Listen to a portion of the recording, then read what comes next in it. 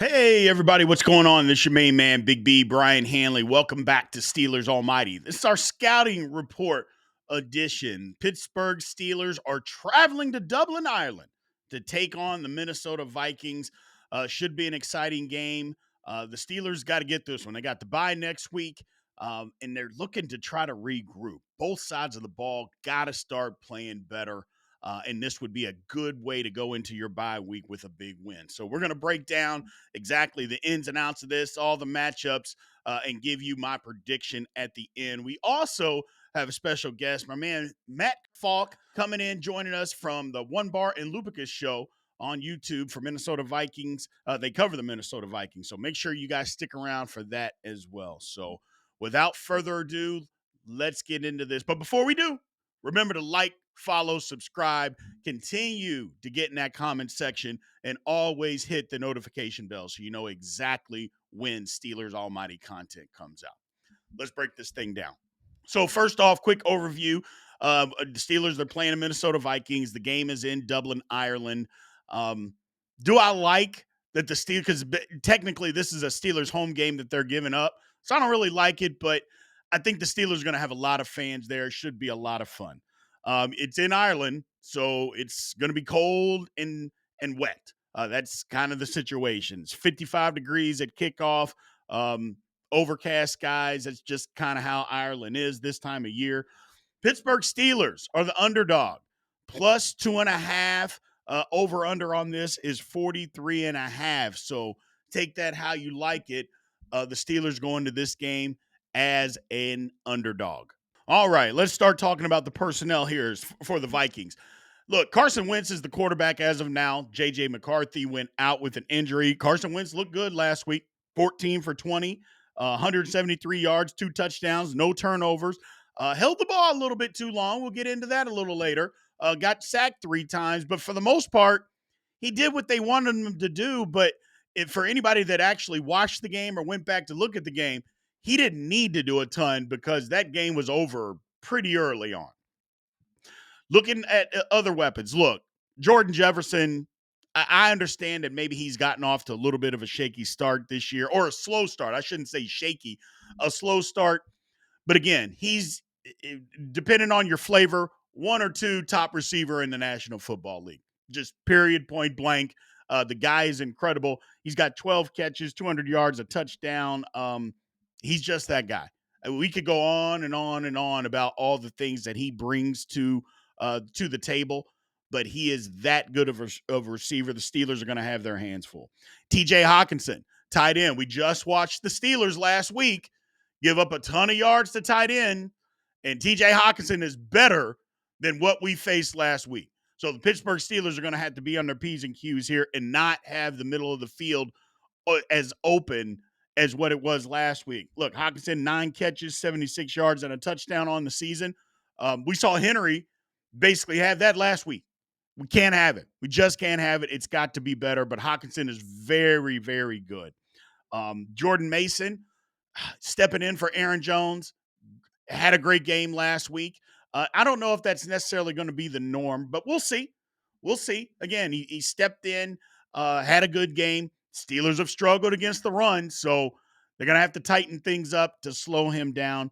And then something that it was off the radar for a lot of people, not me because I have him on my fantasy team, Jordan Addison coming back this week, hasn't played, was suspended by the league for 3 games. He's coming back this week. That's going to give a big boost to this offense moving forward. It's going to open up some things in the run game, may even open up some things for Jefferson. Who knows?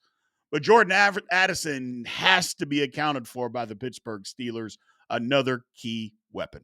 As far as the defense is concerned, look, Isaiah Rodgers had the day of days last week. Interception return for a touchdown, fumble return for a touchdown, and then caused 2 fumbles. He's been playing lights out football. A lot of people think so far this season, he has been the top cornerback in the league. Was a kind of a make or break signing for Minnesota. But right now, it looks like that he's making the most of it. Good for him moving forward. Ivan Pace, as far as the inside linebacker, yeah, he's pretty good, ladies and gentlemen. He's pretty good as far as a do-it-all linebacker. surprise, with the draft pick. I don't think Minnesota thought this is what they were going to get out of him, but he has made the most of it and is playing well again. Jonathan Grignard, look, he's just a playmaker. You have to block him. Steelers have struggled in pass blocking this year. You are going to have to account for him on every single snap. Otherwise, he's going to punish Aaron Rodgers. We've got to take him into account, know where he is, make sure that he is secure. And then Javon Hargrave. The Steelers know about him. Now, the players on this particular team probably aren't as familiar, but he's a former Steeler. He's been good everywhere he's been, including in Pittsburgh. And again, he knows how to get after the quarterback from his position. He can stop the run. It's just something that the Pittsburgh Steelers, again, we've struggled to run it. So we're going to have to account for him. We struggled to protect. Again, he's going to have to be accounted for. He's that good of a football player. As far as their free agent acquisitions, they had several, and that's kind of Minnesota's thing. They haven't necessarily hit on draft picks, but in free agency, they've done pretty well. Jonathan Allen, D tackle, Ryan Kelly, and Will Freeze to shore up that offensive line. Isaiah Rodgers, as I mentioned before, Javon Hargrave, same thing, and Jordan Mason. So they've made some significant improvements to their roster, and these guys so far this season are starting to produce. Draft picks, Donovan Jackson, offensive line. We'll see if he plays. He was hurt. And then Tay Felton, wide receiver out of Maryland. We'll see. With Jordan Addison coming back, I mean, he was already limited. We'll see what happens there because he might even be even more limited with Jordan Addison coming back. Now, as far as the injury standpoint, look, the Steelers might have some good news as Deshaun Elliott and Joey Porter Jr. have been limited in practice, so that's better than not practicing. So there's an outside chance. I don't know, people. Yes, I want them to play because it gives the Steelers a better chance to win. However, if you can rest them this week, you get the bye next week. That probably makes more sense for those guys to be out. That's just me, though. Alex Highsmith is still going to be out. Him and obviously Isaiah Loudermilk, he's on the IR. Jonnu Smith held out, has a little bit of a hip, but that was more just a vet resting. Same with Jalen Warren. He's got a little bit of a knee, but just vet resting. Patrick Queen was back full go. He's got that oblique, but he is back full go. As far as the Vikings, we know that J.J. McCarthy is still out.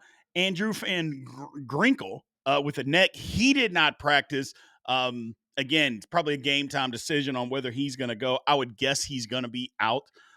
Next, Josh Mateus with his foot. Jalen Redmond with a hand. Justin Schooley, he's in. Donovan Jackson did not practice. Ryan Kelly is back. He had a concussion, but he was back full go. Ben Yursek, he did not practice with a knee. Javon Hargrave with the chest. He was limited in practice. And then Christian Darrisaw, left tackle, very good big left tackle. He didn't practice, but he's just resting. No more swelling, no issues with that knee. He is just literally resting, coming off of that ACL injury. Now let's get to the matchups. So first off, strength versus strength. It was tough to find something here. And part of that is because the Steelers just really haven't been that good against anybody else. So I try to do it. I match up like a Steelers offensive line versus a defensive line. Can't do that. Steelers don't have a good offensive line. So it was tough to find something. So what I found was turnover margin, which we all know turnover margin is a key component to winning games, especially the Steelers. That's how we won the game last week. We created 5 turnovers. So you look at it, Steelers turnover margin, they're tied for first in the NFL. We forced 8 turnovers and have a plus 1.7 turnover margin on the season. And like I said, which is also tied for first. The Vikings, not bad. They're third as far as takeaways. Takeaways, and they're at 2.3 takeaways a contest. I know they had a lot last week, and they're tied for fifth in turnover margin at 0.07 a game. So the Vikings and the Steelers, both of them are winning football games by turning the other team over. I think whoever comes out in this one and wins the turnover battle, I think that's the team that's going to win. Now, Steelers' strength versus Minnesota weakness. Again, I mentioned I had some problems trying to find Steelers' strength, but if you look deep enough or you just pay enough attention, the Steelers can still get after the quarterback. They did it last week. They to the tune of 5 sacks. So that's what I did. Steelers pass rush versus the Vikings offensive line. And the Steelers, like I mentioned, last week they got after it. 5 sacks. Um, you know, they pressured New England at a 38% rate last week. That's getting after the quarterback. They did their thing. They created a ton of turnovers. And then the flip side, the Vikings gave up 14 pressures last week and 3 sacks to the Cincinnati Bengals. Now, everybody on the Bengals isn't a terrible pass rusher. They have a couple, but they don't have the D line or the pass rushers that the Pittsburgh Steelers has collectively. I don't even think it's really close. So, and that was with Minnesota getting back their best offensive lineman, left tackles. So we'll see what this battle looks like. But I think the Steelers, if they can get after them and create some hesitancy from Carson Wentz or itchy little trigger finger to get the ball out quick, might be able to create some more turnovers, like we just talked about, because the Steelers got to help their back end this week. It's going to be a challenge. How you can do that? Get after the quarterback. Moving on, a Steelers weakness compared to Minnesota's strength is basically the exact opposite. Steelers' offensive line versus their pass rush. Steelers' pass protection has been atrocious, and that might be being light on the Steelers. They gave up pressures on 27% of their throws, and in any throw this season in 2.5 yards or seconds or less. Let me clean that up. Basically, 27% of the time when the Steelers are throwing the ball in 2.5 seconds or less, that's the type of pressure they're giving up, which is terrible. 2.5 seconds and you're getting that kind of pressure that often is crazy.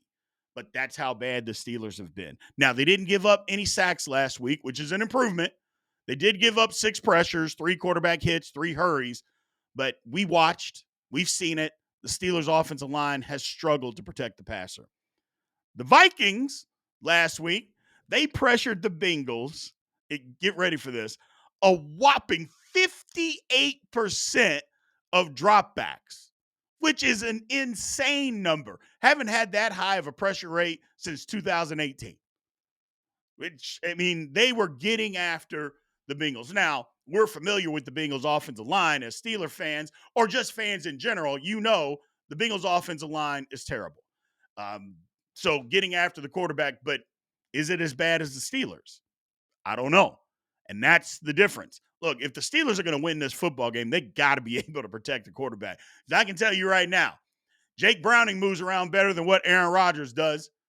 And if we're going to give up 58%, if it's going to be anywhere remotely close to that, the Steelers are going to get blown out. I can tell you that right now. They've got to pick up the protection to be able to win. They've got to get better, more solid. And you know Brian Flores is going to do a ton of stuff, bring in crazy blitzes, and just be insane when it comes to that. Steelers got to figure all that out and pick it all up. It's literally on them this week to get this thing done. All right, now we're bringing on our man, Matt Falk, who is part of the One Bar and Lupica show that cover the Minnesota Vikings. I was on their show the other day, and now he's returning the favor. We're going to break down this matchup between the Pittsburgh Steelers and the Minnesota Vikings in Dublin, Ireland. First thing, One Bar, a.k.a. Matt. How's it going, my man? It's going good, man. Vikings coming off a big dub against the Bengals. Looking forward to a little early morning matchup on Sunday against your Steelers. So it's going well. You guys are 2-1, so it's got to be going all right in Pittsburgh as well. I mean, it's a wild 2-1. Fans are a little restless because they haven't played real well, but they're still 2-1. It could be 0-3, and it's not. So let's get started here. First off, Carson Wentz came in. J.J. McCarthy goes down. Wentz comes in, has a solid game. It wasn't spectacular, but he kind of did what you needed him to do. Was it 14 for 20, 176, I believe, 2 touchdowns. I mean, what does he have to do? I mean, he looked good, obviously, from the outside looking in. I didn't see the whole game. I just kind of Did a little bit of film study on it. Looked all right. Is this kind of what they were expecting out of him? Yeah, I mean, you kind of nailed it. Like, nobody was overly excited about the performance. It was nothing like, holy, I mean, the defense went out there and won that game and pretty Right. much put Carson Wentz in the offense in cruise control. Like, there was zero pressure. He didn't have to really do anything after the first quarter. So basically, after the first quarter, just like, all right, let's just don't turn over the ball, play it safe. Right. The numbers pretty much back up what he did on the field, but he played very good as far as the expectations going into the game. To answer your question, nobody really knew what to expect because the first two games with JJ McCarthy, it was such a non Kevin O'Connell type of offense. Like everybody at Viking land was very surprised how just unaggressive they were and how it was just weird, to be honest with you. So Right. the hope was Carson Wentz was going to come in and maybe Kevin O'Connell would say screw it and take off the training wheels and just be like, you know what, Carson, go do your thing, because he's done it with Sam Darnold. He's done it with obviously Kirk Cousins, Josh Dobbs. He's done it with multiple quarterbacks. And we don't, to answer your question, I don't think we know yet because he wasn't put in a situation where he had to go do it. So I do expect come Sunday a different Carson Wentz, a little more aggressive type offense. But you know, it's funny. Everybody right now is saying like, oh, there's going to be a quarterback controversy. Is it going to be Carson Wentz? Is it going to be JJ McCarthy? I don't think we're there yet. But he Right. did exactly what we kind of thought as far as when it comes to no mistakes and Mhm. just kind of play a little safe ball. Gotcha. So I know you're talking about, the offense and the lack of aggression. Could it be that they didn't have their full complement of receivers? You'll have that against the Steelers as Jordan Addison will be back for this football game. Yeah, no, it's exciting to get Jordan Addison back. He's such a big part of this offense. More so, like even if he doesn't put up the numbers, he's helping open up Justin Jefferson. He's helping open up T.J. Hawkinson, the running game with Jordan Mason. So, yeah, that is a huge part of it. And also, the Vikings just got Christian Darrisaw back last week, Yeah. which was ginormous. It was night and day compared to having Justin School out there at left tackle. So he I don't know, he's a bigger impact than Jordan Addison. But yeah, having Jay Addison back at wide receiver too, very exciting. Absolutely. And you mentioned the run game, with Jordan Mason, a 116 last week. Here's the thing. Is this kind of, I know they brought him in free agency. Is this kind of his breakout game? And we're going to expect this moving forward, especially with Darashaw back? Or was this kind of the aberration? It's like, maybe this isn't exactly what we think we're going to get each week, but maybe it's somewhere in between. Yeah, I mean, it's a great question. Aaron Jones going on the short-term IR just opened Yep. this up, basically forcing the Vikings' hands because in weeks 1 and 2, Jordan Mason did look like the better back. Obviously, he's a little bit different than Aaron Jones, more of a bruiser. Go get those tough yards. He's not going to lose yards. But I think it's going to force the Vikings' hands, and I do expect this from Jordan Mason on a weekly basis. And I think when Aaron Jones comes back, by no means is he going to take a back seat. But Jordan Mason, it's his spot to lose right now, and especially going against the Steelers this Sunday. I don't expect him to back down from that 116 too much. I'm expecting a big game from Mason against your defense.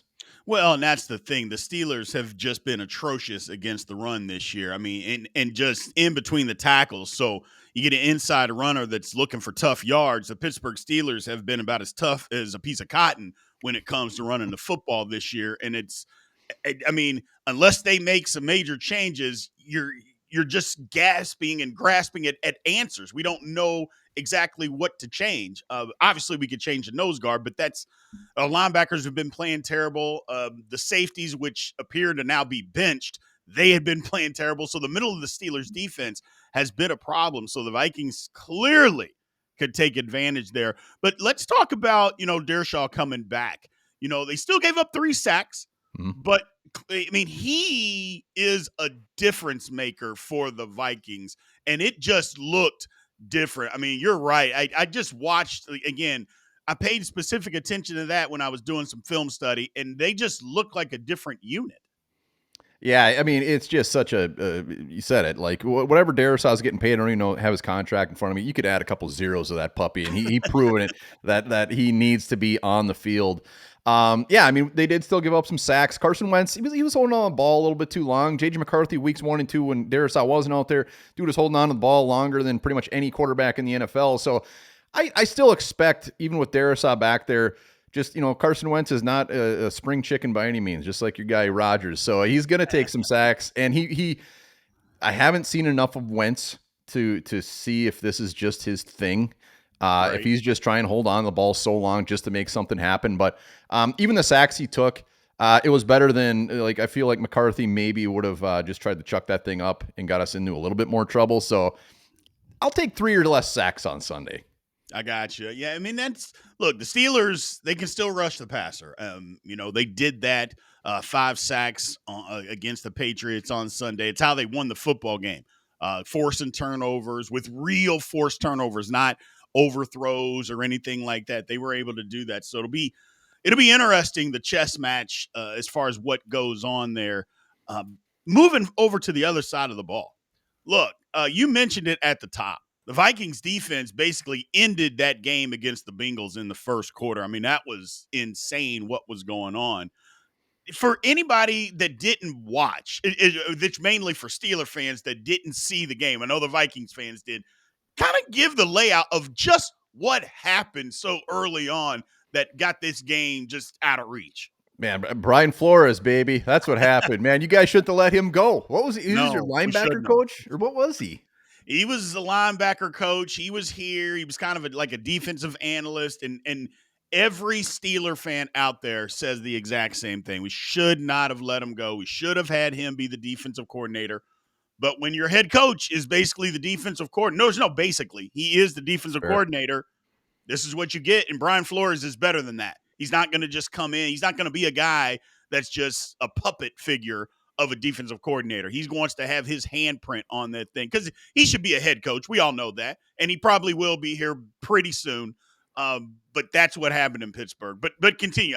I digress. I digress. No, it was funny yesterday. I was just remembered that he was there. I think it was only for a year, He maybe 2. I was. can't remember. But yeah, I mean, so the defense did exactly what the Vikings coaching staff wanted them to do weeks 1 and weeks 2 to help out JJ McCarthy. JJ McCarthy on the defensive side didn't get a ton of help in weeks 1 and 2. They definitely got enough help, but that with the running game. But going back to the defense, it's, man, they got some dogs up there, and Brian Flores loves to have fun with these guys. He can't even say what type of defense he runs. It's just a hybrid of hybrids of hybrids, and the looks he gives you is not what's going to happen after snap. It's absolutely insane because on the defensive front, they got Hargrave, Jonathan Allen, 2 old dudes that you would think, like, all right, these guys are past their prime. And, it's still early in the season. Maybe they'll get a little tuckered out come week 8 or 9, but these guys are firing on all cylinders, and Brian Flores is taking these guys and putting them in spots to succeed. And the thing is, the best part is the depth. Defensive line, even backups like the Levi Drake Rodriguez, the Ingram Dawkins, our 5th-round rookie. These just having fresh legs come in constantly. And then when you get to the edge rushers with Van Ginkel, with Grenard, Dallas Turner, again, it's the same thing. Fresh legs out there, and he's just bringing the house. And when you're bringing the house, especially against a guy like Jake Browning last week, dude's going to make some mistakes, and he did. And those 5 turnovers, I mean, those things came in heaps. It was fantastic. And our secondary, which has been a question going into this season, like, how good are these guys going to be? Isaiah Rodgers, who had the game of his life last week, the two turnovers, 2 touchdowns. He was looked at as kind of a big swing in free agency as far as, we don't know what we're going to get with this guy. And as of now, even before week 3, those weeks 1 and 2, he's been playing very, very well. So the Vikings get a lot of crap as far as their drafts not panning out. But when it comes to free agency, they can find guys like this. And when you look on this defense, a lot of these guys are from free agency, and they are hitting. And Brian Flores, like I said, he knows exactly what to do with these guys. He knows exactly what to do to make your quarterback uncomfortable. Well, I think that's going to be one of the big keys to this game, obviously, because the Steelers' offensive line saying that they've struggled is being extremely nice. And, they're going to get a ton of, because the Steelers haven't gotten beaten or at least their offensive line, they didn't get like fooled by anybody. They just got physically beat by people, which is, to me, that's worse. It's one thing if guys are scheming up stuff and their guys are just confused. Don't get me wrong, that's bad. But when you're just getting physically beat out there, that makes it worse. Now you get a defensive coordinator like Brian Flores. Well, now you're going to get physically beat and you're going to get fooled. It could be trouble. I think that's one of the bigger matchups that is what they're going to do, the front seven against the Steelers' offensive line. I'm imagining that the Vikings and Viking fans are licking their chops because they're just going to try to take advantage of that. Yeah, I mean, I would expect a lot of blitzes, especially Rodgers. You know, everything you see Aaron Rodgers when he's pressured, it ain't great, and that's going to be the key. Even if they don't hit home and get 5 or 6 sacks, just making Rodgers uncomfortable and bringing the house, and hopefully the secondary does their job enough. Because even with the secondary showing up last week, it's still a concern. It's still a little bit of a question mark. It can be had. Especially when you're looking at the tight ends and little screen passes like that, when you get into those middle linebackers, that can be an issue with the Vikings defense. Gotcha. Moving back to the other side of the ball, I mean, we didn't even talk about him. Justin Jefferson. Still, whether you want to say he's 1 or 2, he's not past 2 if we're talking about the best wide receivers in the league. How good is this guy? Man, it's beautiful. It's beautiful. The Vikings have been very lucky in years as far as the receivers that they've been able to get, the Chris Carters, the Randy Moss, the Justin Jeffersons, the Adam Thielen. I mean, I can sit here, the Diggs, whatever. And Jefferson is just another cherry on top. He is so fun to watch. He's so good. He's off to a rough start, mostly because of just the offense has just been in a funk between the McCarthy and then Carson Wentz last week, as far as just not really being aggressive after the first quarter. So he's fantastic, and he opens things up for everybody else. And as far as the wide receiver diva, he hasn't shown any of that yet, which is the best part.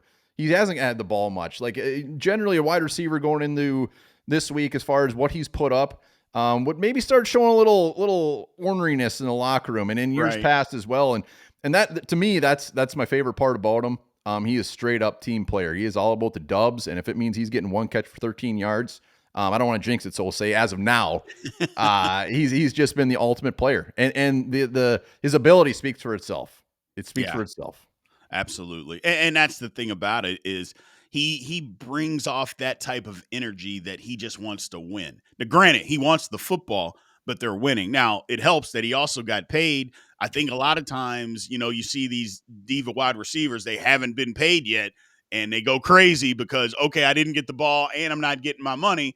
He got his, but it just doesn't seem like that kind of guy. I'll be honest with you. He just seems like a guy that wants to go out there and play, wants the team to win, is going to work extremely hard in doing so. And that just kind of feeds and breeds to not just the other receivers, but to the entire offense and to the entire football team. Yeah, and it's funny because, I mean, you look at the last 2 years, the amount of quarterbacks he's had, with Kirk Cousins getting injured, then the Sam Darnold, and then, I mean, 2 years ago we were down about our 4th quarterback, and he's just kept an even keel the whole time. He's like, whoever the quarterback is, I'm gonna go out and make some plays. It's like he's just, it's been fantastic to have him as part of this team, and he's still young, and he's a great weapon to have for our young quarterback, J.J. McCarthy. Gotcha. Game coming up on Sunday early morning in Dublin. A lot of Vikings fans going over? Yeah, I think so. I just saw something where expect more Steelers fans than Vikings fans. Someone posted that on X, but yeah, I've seen a lot of fans going over there. I expect some purple. Gotcha. Before I get you out of here, I ask everybody this question. Who wins the football game?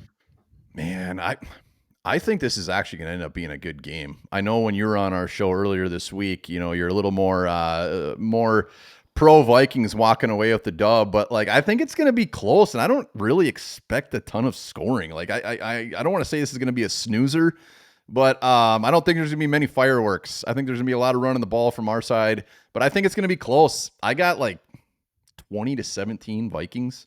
I do think the Vikings end up getting it. I think it is mostly because of that running game. If they can't get the running game going, there will be alarm bells to put it in Carson Wentz's hands. On the other side of things, I know you guys haven't ran the ball well, Mm. but it would be total in Vikings fashion for all of a sudden you guys just go tear off 175 yards. So I'm not going into this game overly comfortable. I'll tell you that. Gotcha. Yeah, it should be a good game. I'm expecting low scoring myself. So, but I'm excited for it. It's early. It's an early kick as far as back in the States. So I'm excited about that, but should be a real good game. My man, One Bar, tell everybody exactly where they can find all the good stuff that you are doing that everybody can find. Yeah, we're over on YouTube, One Bar and Lupagus show. Vikings every day, sometimes multiple times a day. You get to listen to our very thick Minnesota accents and listen to some Vikings, baby. So hit us up. We'd love to have you. Come give us some crap if the Vikings lose on Sunday. Absolutely, man. I appreciate you giving us your time, man. It was good time. Good to hear from you, and I'm sure I'll be talking to you again soon. I appreciate it, man. Thank you. Hey, Vikings fans, if you happen to stumble across us, the algorithm has brought you here. Make sure that you go sign up for the One Bar and Lupicus show on YouTube. Make sure you subscribe and follow all the good stuff that they have going on there. I promise you, you will not regret it. Thank you guys for watching. All right, now let's go to the outcome here. First, obviously, location. The game is in Dublin. Like I said, it is what it is. I'm not that thrilled that it's over there, but it should be a lot of fun for any Steeler fans that went to the game. So I'm glad that they're able to go over there and do that. But I would have preferred the game be in Pittsburgh, but it is what it is. Now, the coaching. Now, I know there's a lot of you out there, and rightfully so, don't like Mike Tomlin, think the game has passed him by. It's time for the Steelers to move on. And you get on Mike Tomlin about his playoff record. And again, rightfully so. But I have Tomlin over McConnell because you look at what McConnell's done in the playoffs. That's the reason. If you can get on Tomlin, you can get on McConnell, and I'll just take the Super Bowl winner over McConnell. I know McConnell is a great offensive mind, up and coming coach. I totally understand all of that. But if it only matters in the playoffs, if those are the games that only matter, well, he hasn't been good there either. So if that's what we're basing it off of, I'll take the guy that's won a Super Bowl, even though it was almost 15 years ago. I get it, over the guy who's only been in the playoffs and has looked lousy when he's been there. That's just me. That's just me. History. Look, the Steelers lead the series 10-9. They split the last four, including 2021. I don't know if y'all remember that crazy game in Minneapolis. It was back and forth. Minnesota got out to a huge lead. The Steelers came back, took the lead, and then Minnesota came back, ended up winning the game. That was just a track meet. The defense wasn't even optional. It wasn't even optional that game. This up and down the field. It was if you like defensive football, you hated that football game. It was exciting to watch, but it was ugly. But Steelers do lead the series there. Now, as far as rosters are concerned, I think you can make a good case and just honestly say that the Vikings have a better roster than the Pittsburgh Steelers. Just man for man, when you take everything into account, I think the Vikings actually have a better roster. I think it's close, but I think the Vikings, man for man, their roster is just better than the Pittsburgh Steelers. As far as matchups or who has the more favorable matchups, again, if you have the better roster, more times than not, you're going to have the more favorable matchups, and I think Minnesota does. Again, the biggest matchup is the Steelers' offensive line against the Vikings' D line. Like, can you protect? Can you run the football? It's two things that the Steelers have failed to do in all three contests this season. Are you going to be able to do it? That's the biggest matchup for me. I know some people are going to say, well, the defense has been bad, and it has. You haven't been able to stop anything. You're right. But to me, if in the National Football League, the way the rules are, you got to be able to score points. And if the Steelers can, they got a shot. But if they can't, they don't. They won't. Which leads me to the outcome of the game. I don't think this is going to be a high-scoring game, people. I don't. I think the Steelers' defense actually does turn it around. I think they end up getting after Carson Wentz. They may even cause a couple turnovers here and there. But I'm not sure the Steelers' O-line is going to be able to hold up. That's my whole caveat. I just don't have confidence in them. And being a diehard Steeler fan like I am and most of us out here are, It's like, where do you see, what confidence have they embedded in you? Where do you see that you should have that confidence? I'm not saying they can't get it done. I would never say that a professional athlete can't get it done, but they haven't shown that they can get it done up to this point. I think that unfortunately continues, and I've got the Vikings 23-16 over the Pittsburgh Steelers in Dublin. Now, the saving grace, I picked against the Steelers last week and they won. How they won doesn't matter. I picked against them and they won. So maybe I'm either the good luck charm or the bad luck charm, which way you want to look at it, because I picked against them, they win the football game. So it is what it is. So, all right, people, I appreciate everybody out there. Thank you again for always showing up and showing out the way that you do. Again, make sure you like, follow, subscribe, continue to get in the comment section. Always hit that notification bell so you know exactly when Steelers Almighty content comes out. We'll be the watch party on Saturday. Make sure you are on Sunday, early morning. Make sure everybody is there. Thank you very much, and we will talk to you soon. Aloha.